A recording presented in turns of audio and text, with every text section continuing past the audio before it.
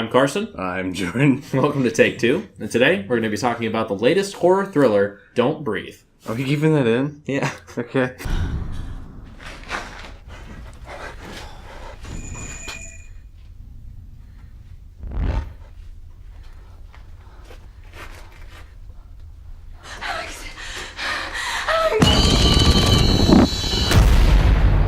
Diamond Smoke. Don't breathe this. So when I saw the trailer for this movie for the first time, I distinctly remember thinking, dude, that is a cool-ass premise.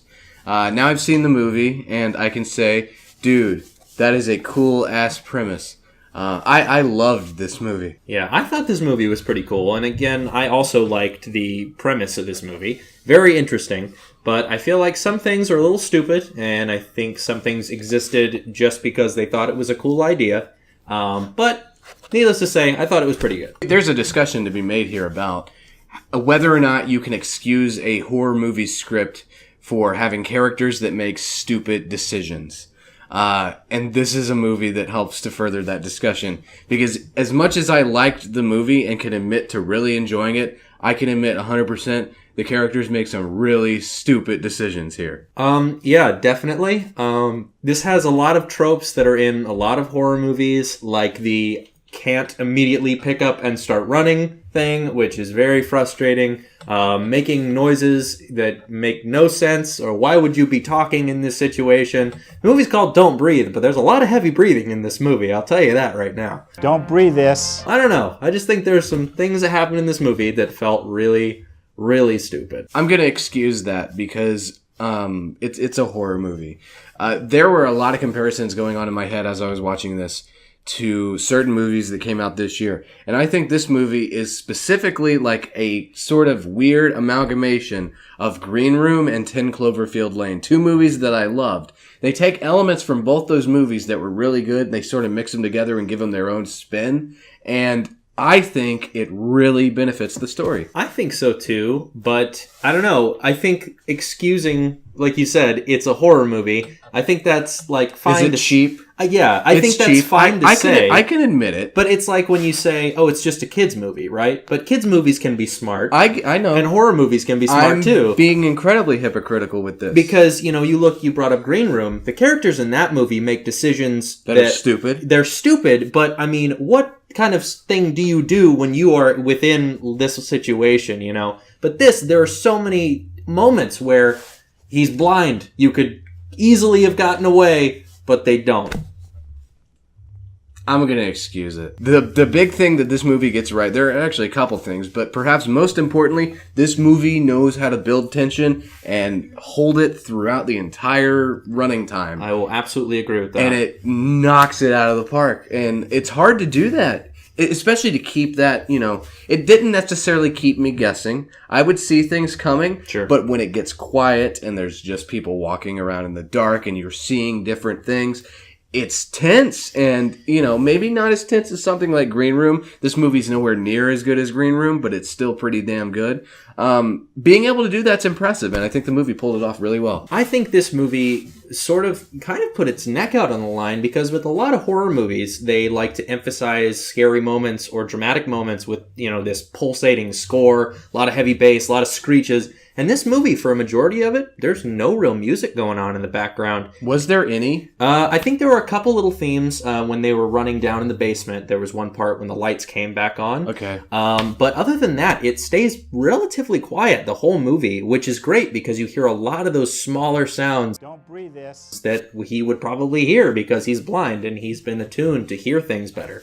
Very interesting. We can speak on performances because there's very few in the movie. There are only 4 people in the entire movie, and everyone is serviceable in my opinion. That sounds harsh, but a couple of them are But the standout here is Stephen Lang as the blind man. My God, was this guy like, dude? He has that face of don't fuck with me, Stephen Lang is like, he's got one of the coolest physiques ever. He's not the best actor when he's actually saying a lot. He doesn't say a lot in the movie. Which I think goes to his benefit for this. Watch Avatar, you'll know what I mean. But he was really good in this. Like, super, he had a presence. He had like don't cross this guy. Do not fuck with this guy. And of course our characters do, and it turns out to be a hell of a ride for them. Don't breathe this. Yeah, a lot more than they bargained for, that's for sure. Stephen Lang is campaigning to play Cable in the next Deadpool movie, and he should totally get it. If there's any reason to give him that role, it's this movie. I want to see him play Cable now. I wasn't too on board with that. Sure. After seeing this, he's got the physique, he's got the, presence in him. He can play Cable. Completely unrelated, I don't care. So, Jordan, what was it like starring in this movie? You had a lead role in this. Man, so when I was on Lost years ago, as a child actor, I played Jack's son. I knew I was destined to be in low-budget home invasion horror thriller films, and I'm glad to say that this is my first one, and I think I did a pretty good job. I think so, too. I want to speak on a very specific technical thing.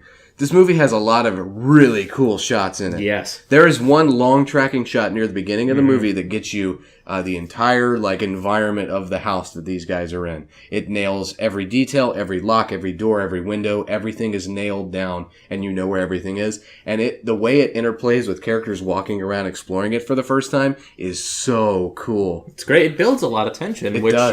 we were talking about this movie does well. Right. And I think the camera felt like its own entity because it kind of floats through the house in this, ghostly way. Very, very cool. This was directed by the guy that made the Evil Dead reboot, remake, whatever it was, which I really liked. You haven't seen, I know. But that movie was very shocking and graphic. There is a scene in this movie, specifically, I guess two, really, that pull the same punches. If you're squeamish, don't watch the movie. Definitely not. If you can't handle violence, don't watch the movie. If you can't handle sort of gross out humor, not even humor, sort of a gross out moment, maybe don't watch it. But it's a really good thriller. I really like this. And I am glad to say that the guy is now 2 for 2. He's made 2 movies in the big, studio realm. And this is a great second entry. I really, really enjoyed this movie. Considering everything, I really enjoyed myself. I thought it pulled out everything it was supposed to, and it nailed every little goal that it needed to achieve. 8.75 from me. I'd give it an 8. Same as yesterday. So. Yeah, 8. Okay. Well, it's really good. Like we said, don't watch it if you can't handle really intense stuff. But solid thriller here, I think. Another good one this year. Really similar to Green Room, kind of similar to 10 Cloverfield Lane, sort of an amalgamation of that. If you like those, I think you'll like this. If you haven't seen Green Room, go see it. I highly recommend that. And 10 Cloverfield Lane. Definitely. Which Go is see them currently both. in my top 3 for the year. Both of them are great. This is an amalgamation. You get the point. It's good. So if you like this review, be sure to let us know. Like, comment, subscribe if you want to. And we will see you next time. Bye.